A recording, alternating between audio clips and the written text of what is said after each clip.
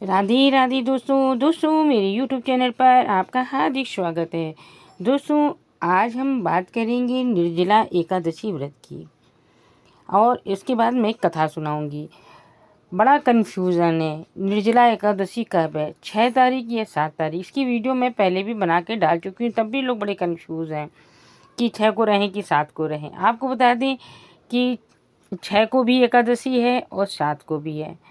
तो हम जो वैष्णव लोग हैं वो 7 तारीख को रखेंगे, क्योंकि हम लोग द्वादशी युक्त रहते हैं। तो 6 तारीख को जो एकादशी, उसमें द्वादशी बिल्कुल नहीं लग रही है, तो वो स्मृत एकादशी हुई। और जो 7 को है वो द्वादशी युक्त है, इसलिए हम वैष्णव लोग 7 तारीख को व्रत रखेंगे। कहीं मंदिरों में 6 तारीख को, कहीं 7 को है, बहुत कन्फ्यूज़न है। लेकिन हम यदि गृहस्थ जीवन वाले हैं, उनको 7 तारीख को रहना है। तो चलिए हम बात करते हैं निर्जला एकादशी व्रत की। निर्जला एकादशी व्रत जैसे कि नाम से ही प्रतीत होता है कि बिना जल के, ये एकादशी बिना जल के ही रही जाती है। और ये सूर्य उदय से लेकर सूर्यास्त तक बिल्कुल भी जल नहीं पीना है। अब मैंने आपको कन्फ्यूज़न दूर कर दिया, निर्जला एकादशी कैसे रहना है ये बता दिया। अब निर्जला एकादशी का व्रत कब से शुरू होता है? निर्जला एकादशी का व्रत या कोई भी एकादशी व्रत एक दिन पहले से शुरू हो जाता है। तो एक दिन पहले हमें मांस मदिरा, प्याज लहसुन वगैरह बहुत सी चीज़ें जो नहीं खाई जाती हैं, वो उसकी वीडियो मैंने पहले से डाल रखी है, उसको देख लीजिएगा। तो फिर उस एक दिन पहले से इन चीज़ों को वर्जित है, चावल भी वर्जित है खाना। और यदि आप एकादशी व्रत रखते हैं, घर में कोई भी रह रहा है, तो उस दिन घर में चावल नहीं बनानी चाहिए, ना चावल का स्पर्श करना चाहिए। और सुबह से ब्रह्म मुहूर्त में उठें, गंगा जल डालकर स्नान करें, या यदि गंगा जी हैं तो गंगा जी में जाकर स्नान करें। गंगा जी का बहुत महत्व होता है नहाने का। तो उसके बाद अपने घर के मंदिर को साफ़ सुथरा करिए, और जो आपके पास लड्डू गोपाल हैं, कृष्ण भगवान हैं या विष्णु जी हैं, जो भी आपके पास विष्णु जी के अवतार की मूर्ति है, उनको शुद्ध जल से या गंगा जल से या पंचामृत से स्नान कराएं। फिर उनको पीले वस्त्र धारण करें, और फिर उनको फूल माला, तुलसी जल, तुलसी वगैरह जरूर से चढ़ाएं। बिना तुलसी के भगवान की पूजा नहीं होती है। उनको स्नान में भी तुलसी डालें, उनके खाना जो भोग लगा रहे हैं उसमें भी तुलसी जरूर से डालें। फलाहार का भोग लगाएं, इस दिन अन्न का भोग नहीं लगता है, इस बात का जरूर से ध्यान रखिएगा। और इस दिन दान का भी बहुत महत्व होता है। दान में क्या देना है वो मैं आखिरी में बताऊँगी, और आपको कथा में भी पता चलेगा। यदि आप मेरे YouTube चैनल पर नए हैं तो मेरे चैनल को सब्सक्राइब कीजिए। वीडियो अच्छी लगे तो लाइक शेयर कमेंट जरूर से कीजिएगा। आपके लाइक शेयर कमेंट मेरे लिए बहुत मायने रखते हैं। इससे मुझे पता चलता है कि आपको मेरी वीडियो कैसी लगी। अच्छी लगी हो तो कमेंट करके बताइए, कुछ पूछना हो तो वो भी कमेंट द्वारा पूछ सकते हैं। चलिए आपको सुनाते हैं निर्जला एकादशी व्रत कथा। बोलो एकादशी भगवान की जय। निर्जला एकादशी 88,000 ऋषि मुनि बड़ी तन्मयता से एकादशियों का पापनाशक व रोचक कथाएं सुनकर आनंद विभोर हो रहे थे। अब सबने ज्येष्ठ मास के शुक्ल पक्ष की एकादशी की कथा सुनने की इच्छा व्यक्त की।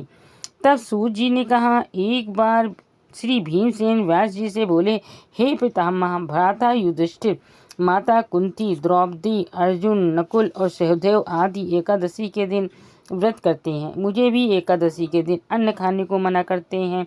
मैं उनसे कहता हूँ कि भाई, मैं भक्तिपूर्वक भगवान की पूजा कर सकता हूँ और दान दे सकता हूँ, परंतु मैं भूखा नहीं रह सकता। भक्तिपूर्वक इस पर व्यास जी बोले, हे भीमसेन, वे सही कहते हैं। शास्त्रों में वर्णन है कि एकादशी को अन्न नहीं खाना चाहिए। यदि तुम नरक को बुरा और स्वर्ग को अच्छा समझते हो तो प्रत्येक मास की दोनों एकादशियों को अन्न न खाया करो। इस पर भीमसेन बोले, हे पितामह, आपसे प्रथम कह चुका हूँ कि मैं एक दिन एक समय भी भोजन किए बिना नहीं रह सकता। फिर मेरे लिए पूरे दिन का उपवास करना तो बहुत ही कठिन है। मेरे पेट में अग्नि का वास है, जो अधिक अन्न खाने पर शांत होती है। यदि मैं प्रयत्न करूं तो वर्ष में एक एकादशी का व्रत अवश्य कर सकता हूँ। अतः आप मुझे कोई एक ऐसा व्रत बतलाइए जिसके करने से मुझे स्वर्ग की प्राप्ति हो सके। श्री व्यास जी बोले, हे वायुपुत्र, बड़े बड़े ऋषियों महर्षियों ने बहुत से शास्त्र आदि बनाए हैं, यदि कलयुग में मनुष्य उन पर आचरण करे तो अवश्य मुक्ति को प्राप्त होता है। उनमें धन बहुत कम खर्च होता है। उनमें से जो पुराणों का सार है वह यह है कि मनुष्य को दोनों पक्षों की एकादशियों का व्रत करना चाहिए। इससे उन्हें स्वर्ग की प्राप्ति होती है। श्री व्यास जी बोले, हे भीमसेन, कृष्ण और मिथुन संक्रांति के मध्य में ज्येष्ठ मास की शुक्ल पक्ष की एकादशी होती है, उसका निर्जल व्रत करना चाहिए।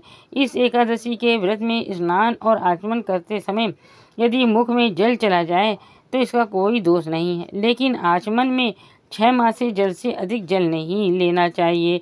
इस आचमन से शरीर की शुद्धि हो जाती है। आचमन में 6 मासे से अधिक जल मद्यपान के समान है। इस दिन भोजन नहीं करना चाहिए। भोजन करने से व्रत नष्ट हो जाता है। यदि सूर्योदय से सूर्यास्त तक मनुष्य जलपान न करे तो उससे 12 एकादशी के फल की प्राप्ति होती है। द्वादशी के दिन सूर्योदय से पहले ही उठना चाहिए। इसके पश्चात भूखे ब्राह्मण को भोजन कराना चाहिए। तत्पश्चात स्वयं भोजन करना चाहिए। हे भीमसेन, स्वयं भगवान ने मुझसे कहा था कि इस एकादशी का पुण्य समस्त तीर्थों तथा दान के बराबर। एक दिन निर्जला रहने से मनुष्य पापों से मुक्त हो जाता है। जो मनुष्य निर्जला एकादशी का व्रत करते हैं उनको मृत्यु के समय भयानक यमदूत नहीं दिखते, बल्कि भगवान विष्णु के दूत स्वर्ग से आकर उसको पुष्पक विमान पर बिठा स्वर्ग को ले जाते हैं। संसार में सबसे श्रेष्ठ निर्जला एकादशी का व्रत है। अतः यत्न पूर्वक इस एकादशी का निर्जल व्रत करना चाहिए। इस दिन ओम नमो भगवते वासुदेवाय इस मंत्र का उच्चारण करना चाहिए। इस दिन गौदान करना चाहिए। इस एकादशी को भीमसेनी या पांडव एकादशी भी कहते हैं। निर्जल व्रत करने से पहले भगवान की पूजा करनी चाहिए और उनसे विनय करनी चाहिए कि हे भगवान, आज मैं निर्जल व्रत करता हूँ। इसके दूसरे दिन भोजन करूँगा। मैं इस व्रत को श्रद्धापूर्वक करूँगा। मेरे सब पाप नष्ट हो जाएं। इस दिन जल से भरा हुआ घड़ा, वस्त्र आदि से ढककर स्वर्ण सहित किसी सुपात्र को दान करना चाहिए। जो मनुष्य इस व्रत के अंतराल में स्नान तप आदि करते हैं उनको करोड़ फल स्वर्ण दान का फल मिलता है। जो मनुष्य इस दिन यज्ञ होमादि करते हैं उसका फल वर्णन भी नहीं हो सकता। इस निर्जला एकादशी के व्रत से मनुष्य विष्णु लोक को जाता है। जो मनुष्य इस दिन अन्न खाते हैं उनको चांडाल समझना चाहिए। वे अंत में नरक में जाते हैं। ब्रह्म हत्यारे, मद्यपान करने वाले, चोरी करने वाले, गुरु से द्वेष करने वाले, असत्य बोलने वाले भी इस व्रत को करने से स्वर्ग को जाते हैं। हे कुंती पुत्र, जो पुरुष या स्त्री इस व्रत को श्रद्धापूर्वक करते हैं उनके निम्नलिखित कर्तव्य हैं। उन्हें सर्वप्रथम विष्णु भगवान की पूजा करनी चाहिए। तत्पश्चात गोदान करना चाहिए। उस दिन ब्राह्मणों को दक्षिणा, मिष्ठान आदि देना चाहिए। निर्जला के इस दिन अन्न, वस्त्र, छत्र, उपहाना आदि को दान करना चाहिए। जो मनुष्य इस कथा को प्रेम पूर्वक सुनते व पढ़ते हैं वे भी स्वर्ग के अधिकारी हो जाते हैं। भक्त को चाहिए कि वे अपनी कमजोरियों को अपने गुरुजन या परिवार के बड़ों से ना छुपाएं। उन पर विश्वास रखते हुए अपनी समस्या उन्हें बताएं ताकि वे उसका कोई उचित उपाय बताएं तथा बताए गए उपाय पर श्रद्धा विश्वास अमल करना चाहिए। अपने पितामह व्यास जी की कृपा से भीमसेन भी एक एकादशी का व्रत करके सभी एकादशियों का फल प्राप्त करके स्वर्ग के बाकी हुए। बोलो एकादशी की जय। ये थी एकादशी व्रत कथा। अब हम आपको बताते हैं कि इस दिन क्या दान करना चाहिए। क्योंकि जेठ का महीना है, इसमें गर्मी बहुत पड़ती है, तो इस दिन आप शरबत का दान कर सकते हैं, पंखे का दान कर सकते हैं और एक घड़ा पानी भरा हुआ उसके ऊपर एक चीनी कटोरी में भरकर जरूर से दान कीजिए और साथ में लाल कपड़े से ढक कर दीजिएगा। और इसमें तिल का दान, अन्न का दान वगैरह वगैरह करते हैं। ये आपको कथा में बीच में आपको बता चुके हैं। तो वीडियो अच्छी लगी हो तो लाइक शेयर ज़रूर से कीजिएगा। कमेंट में कुछ पूछना हो या तो पूछ लीजिएगा, नहीं तो राधे राधे ज़रूर से लिखिएगा। चलिए अगली वीडियो मिलते हैं। राधे राधे।